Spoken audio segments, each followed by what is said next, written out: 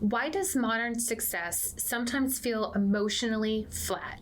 Why do people work for years towards a goal, finally achieve it, and then feel numb, empty, or strangely disconnected afterward? You would think success would create peace. But today, we're talking about why for a lot of entrepreneurs and high achievers, success actually creates emotional confusion.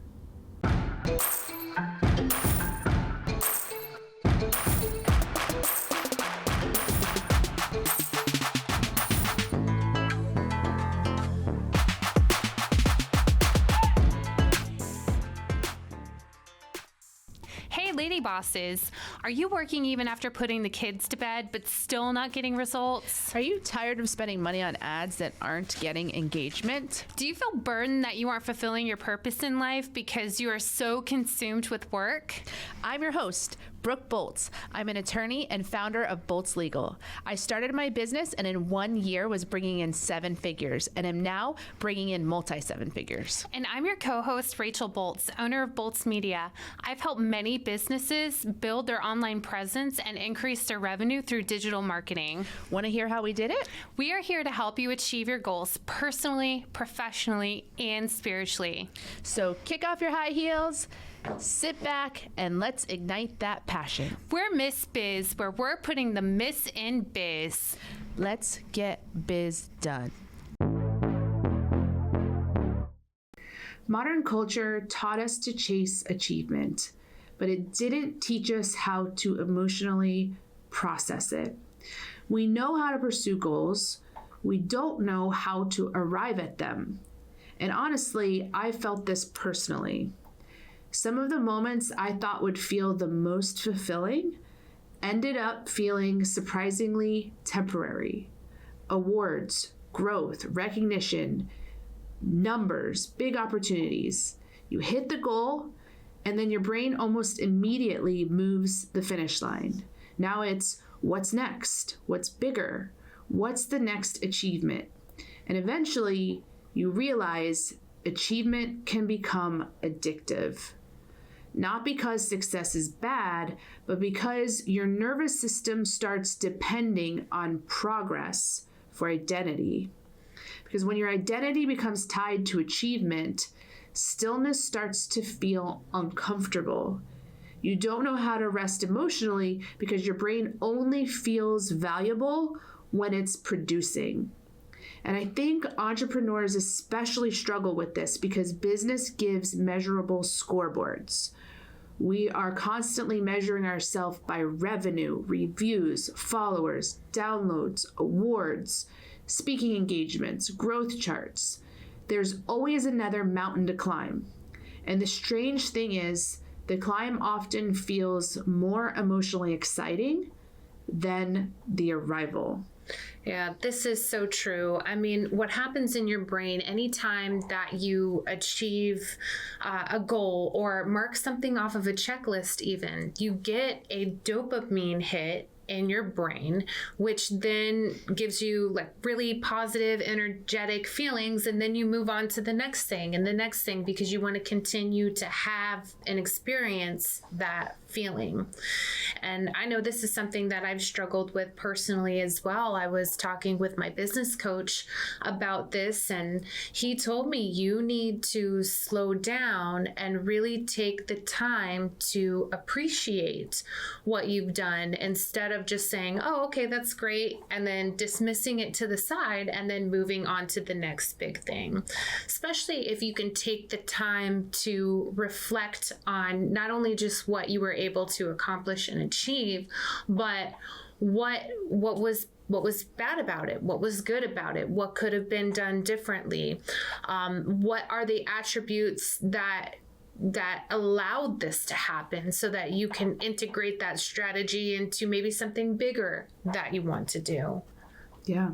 And sometimes social media can even expose this or make this worse, because now we don't just chase success for ourselves, we watch other people who are succeeding 24/7. So that creates a psychological trap. You never emotionally land anywhere. The moment you accomplish something, your phone immediately reminds you someone else accomplished more. And so your nervous system stays in permanent comparison mode. And eventually, success stops feeling satisfying because gratitude gets replaced with constant measurement. So here's something I've noticed personally. The moments that actually feel the most meaningful usually aren't the moments culture celebrates the most. So a lot of service work actually feels more rewarding. And I noticed this recently because it's kind of funny because this year I hired another marketer on the team at the firm. So we now have 3 full-time marketers. And so I felt like, okay, I can fully delegate the marketing and networking responsibilities to the team, and I can really focus on the legal work. And so that was what my plan was for this year. And I have been focusing on the legal work, but at the same time, these opportunities outside of the legal world altogether keep arising, and they get me excited, and I'm starting to feel a different sense of satisfaction, a deeper sense of satisfaction doing these kind of service oriented projects. So for example, I learned of a ministry called the Orlando Children's Church, and it is a church just for children. And every Saturday morning, the church sends out buses to underprivileged communities and picks up all the kids and brings them to church. And so for the first hour or so, we play outside and just interact with the kids and do fun things outside. And then we come inside and we do a time of music and a Bible lesson and kind of an art project. And then they go home, and they usually are taking with them some extra food and things to bring home as well to their family. So each time that I've gone to that, I feel this just really deep joy and satisfaction. And I started to recognize that it was a different feeling, a deeper and better feeling than when I achieve a big settlement. Yeah. And so it just started to get me questioning things and looking deeper into what true joy and satisfaction is about. Those moments stay with me longer emotionally than the business achievements do. I think it's because you're fulfilling more of your purpose and you're calling for what God has had in your life. I've experienced that same thing teaching children's church and Sunday school, just being around the children, hearing them learn more and more every week, being able to recite Bible verses back to me just brought me like an undescribable joy that couldn't be achieved through any type of media ad or marketing campaign I could create. And this saying here stuck with me. Achievement feeds ego temporarily, but service feeds purpose. And that's exactly what you were saying about a lot of us don't really know our purpose, I think. And so until we kind of stumble upon it and then realize this is where I feel the most satisfied. So modern culture trains people to ask, how do I become more impressive? But fulfillment usually comes from asking, how do I become more useful? And that shift changes everything.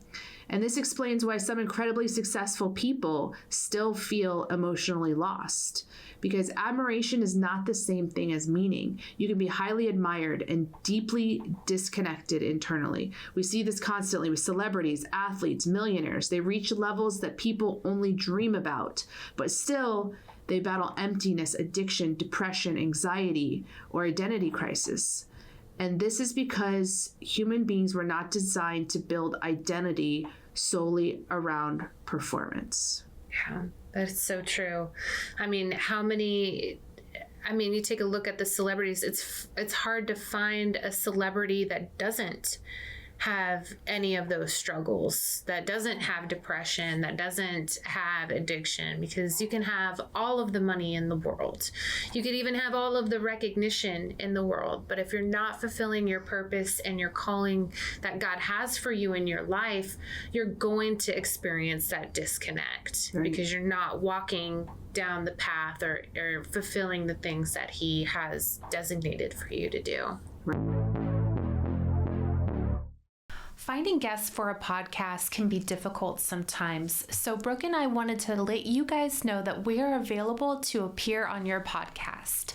We also enjoy speaking at events. So if you have an event coming up, these jingles can go on the road. Simply go to missbiz.com/contact and in the subject line, write podcast guest or event speaker, and we'll reach out to you to further coordinate. Right? Because all of those things change from day to day. Performance fluctuates, numbers fluctuate, public opinion fluctuates.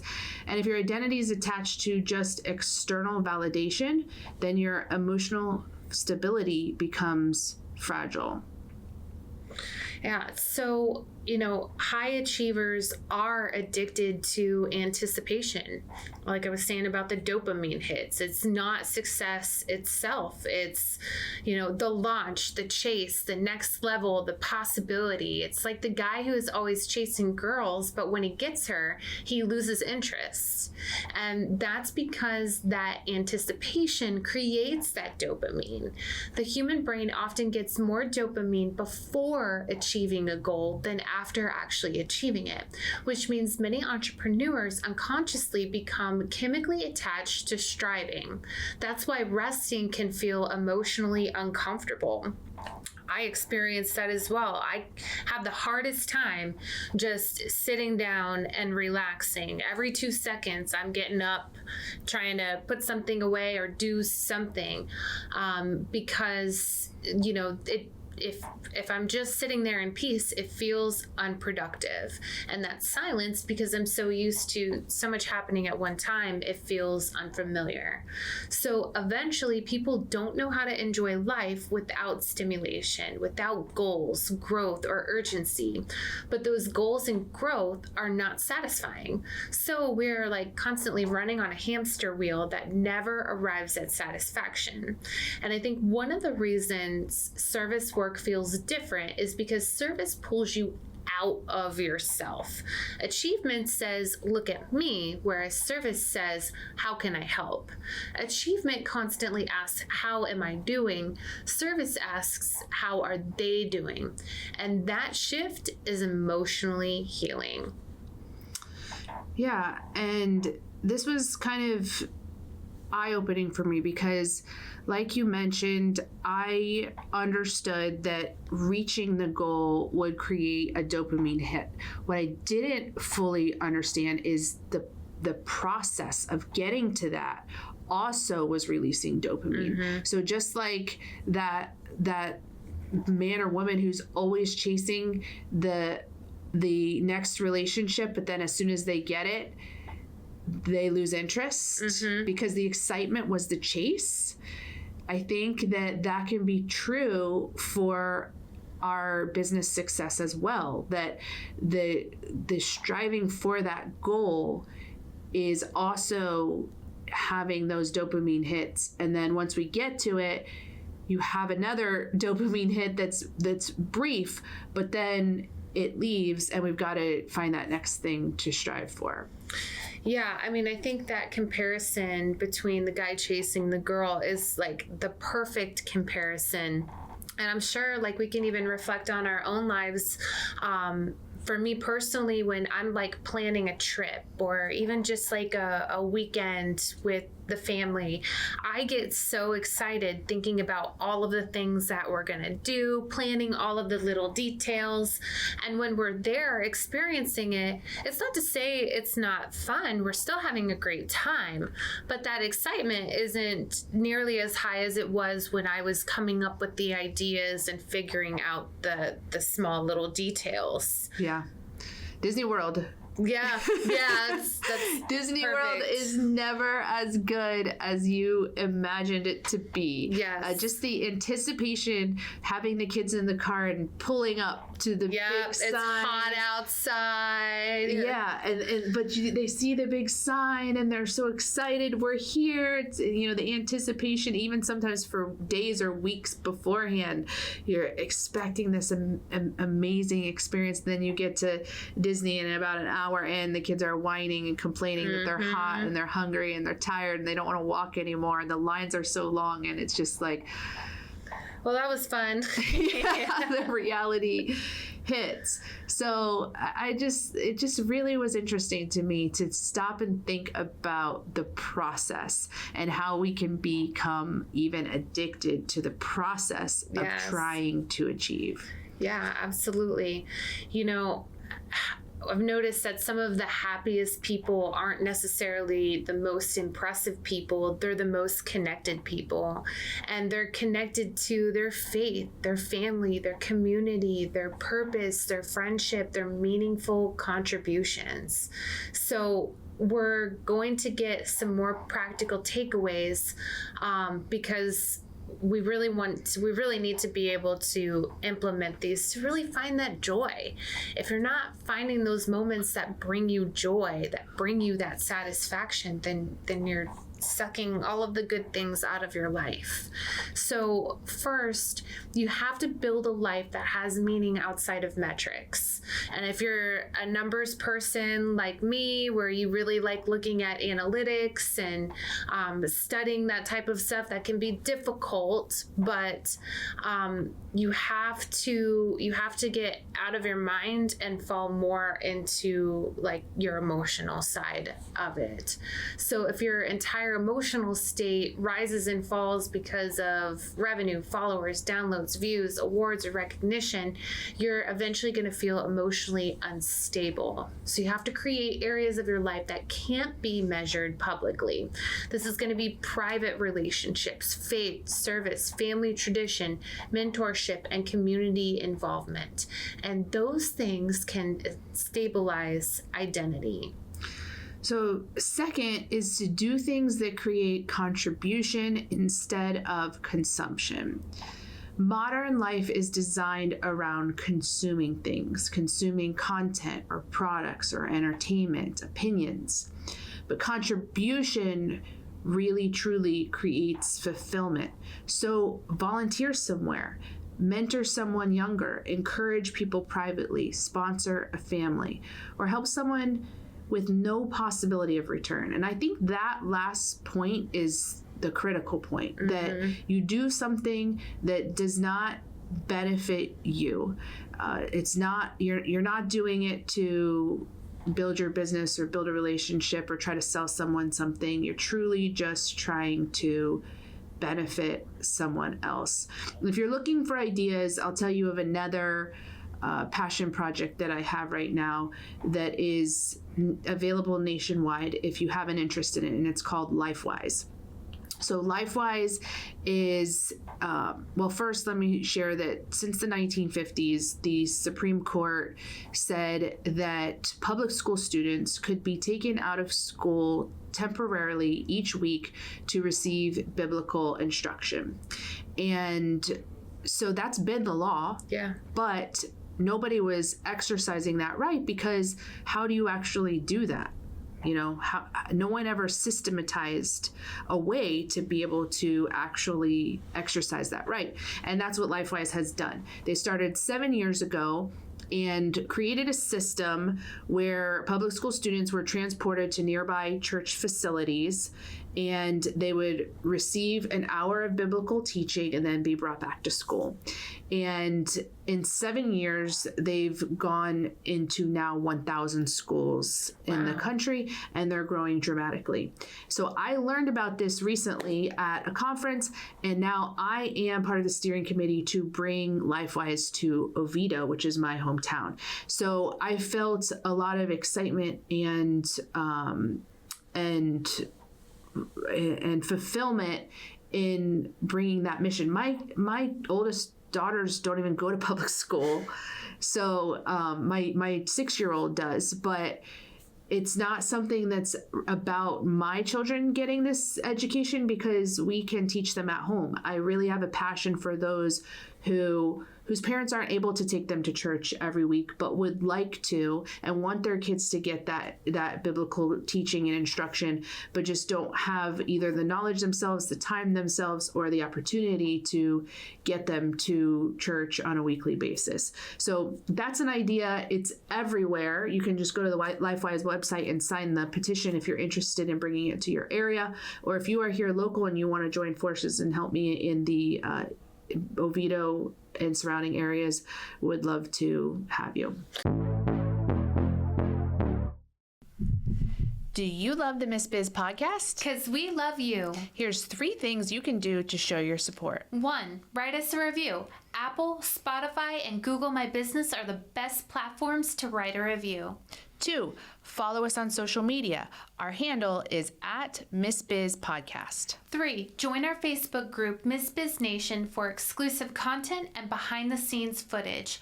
Also, ask questions related to your business and discuss topics from our episodes. Yeah, I love that they found something in the law that they could use to help grow the kingdom, and they actually took all of the steps necessary to make this a movement.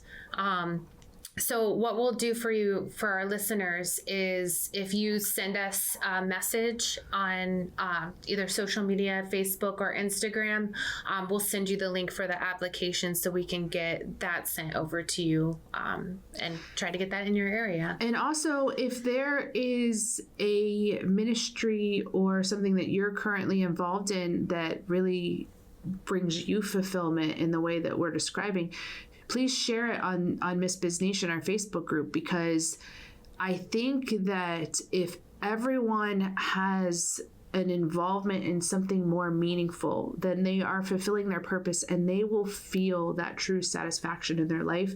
And I can tell you right now, business success is never going to fulfill that. It never will. I've achieved everything and more than I ever hoped to achieve in business, and it just creates more desire for higher achievement, or you're doing it at the sacrifice of your time and your emotional stability, and your stress and everything else. So you will never, in business, I promise you will never achieve that level of success, of satisfaction that you think you will. And so if you just turn your attention to something that will, then you will have that genuine joy. And it's only recently for me that I've actually found something that I really was finding that kind of fulfillment in. It was working with kids. And once you find that fulfillment, don't stop. Don't let it go unless there are, certain circumstances or God is leaving you in one direction or the other. That's why I taught for 15 years. It definitely wasn't for the pay, I'll tell you that. At my max, I was making $32,000 a year and struggled financially, but I found so much fulfillment in being able to give blind and visually impaired adults the opportunity to have a successful and independent and satisfying life, that I exchanged that, for less money. So. Right. And that's amazing that you had a job that gave you that level of satisfaction. For a lot of us, our job is not service in that way. Right. And it's rare. It's rare to have both a job or a business that also meets that purpose element. Right. But it wasn't sustainable because you can't raise a family on that kind of money. So, but if you can find something like a passion project, like you were mentioning, to get into, it's really going to impact your life in a way that you never knew was possible. Right. So the third tip is to stop turning every meaningful moment into content. And this is a big one. That's hard for me. I know. It's hard for me too, because we have our businesses And our community is something we're always trying to build a brand, and by doing that, and to do that, we have to document our lives and put them out there on social media. So, but the truth is, and I recognized this actually yesterday at my son who's in kindergarten. It was his end of the year performance. And so he's up on the stage singing. And of course I wanted to document it. I wanted to video him singing. So I've got my phone out and I'm recording him, but I'm realizing that if I'm looking through the phone lens, he can't see my face because the camera's covering my face, and he's wanting to look at me, and he's wanting to like smile and wave to me and wanting to interact with me. And so I'm recognizing that the documentation part of it, the videotaping part of it, was taking away from the emotional presence of being there and celebrating the moment of him finishing kindergarten.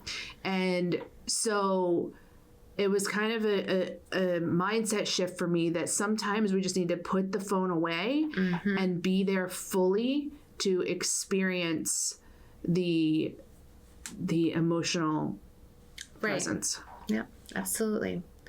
So, this is a big one, and today's society, I mean, that's normal. Everybody does it. So it's really just trying to be aware of what you're doing and changing some of those patterns. It's not to say like you can't get photos or a video of your child, but it's that fine balancing act of really being present.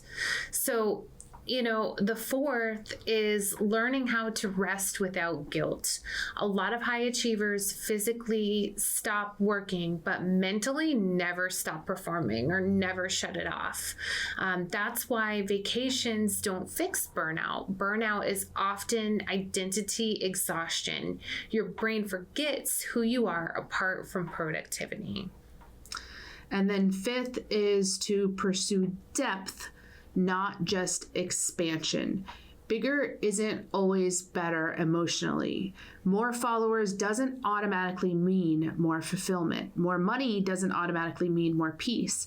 Sometimes deeper friendships, deeper faith, deeper purpose, deeper conversations, deeper impact matter more than a wider reach. And honestly, I think culture is starting to realize this because people are craving more community, more purpose, more real conversations, offline experiences, meaningful work, and intentional living. Because deep down, people know that constant achievement without meaning eventually feels hollow. Yeah, I mean, we get Zoom fatigue. Right? If we're constantly on Zoom calls, whereas if we're in person, that your in-person meetings are going to be so much better. They're going to bring you a lot more satisfaction. They're going to help a lot more in terms of being able to build a relationship with that person, a true relationship with that person. Right. So we mastered how to build impressive lives, but have we learned how to build meaningful ones? So maybe the best question to ask is not how do I become more successful, but what kind of life would actually feel fulfilling if nobody knew about it? So take some time this week, figure out what brings you joy, pray to God, ask Him for guidance and direction, and then start blocking out time in your schedule to make those things happen. Because we promise you, once you start working in God's purpose for your life and fulfilling the calling, it's going to bring you a joy that is undescribable. We appreciate you and are honored to be on this journey with you. We can't wait to help you, to encourage you, and show you how to grow personally, professionally, and spiritually. If you found Miss Biz helpful, please leave a review and share with others. You can follow us on social media at Miss Biz Podcast. For legal questions or services, please visit boltslegal.com. And for digital marketing needs, please visit boltsmedia.com.